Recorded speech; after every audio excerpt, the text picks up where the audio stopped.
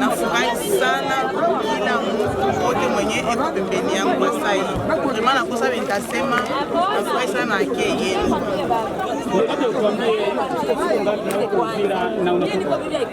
Nafanya 2 semaines kwa Uvira, nilikuwa mapambano Kalemi na ndio mimi nakutia sana. Kalemi ilikuwa moto. Kalemi baliona wanasema kabisa kupatia mtu wa Uvira mtoka Uvira kwa anapatia mtu wa pili. Mpaka pale akapata basi jina Uvira inabakia na hakuna siku itaanguka.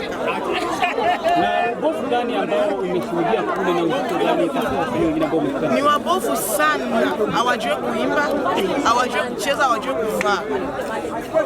Hawajui kitu, maana kiasi kuona mwanashinda kutoka.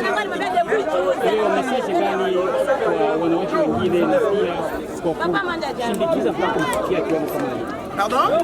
Message gani ambayo unaweza kupatia wenzenu waimbaji wanawake ambao walikushindikiza mpaka kufikia kwa hii siku? Kwanza nasema merci sana kwa wanawake wote wa Uvira, sikuona mwenye aliniachilia.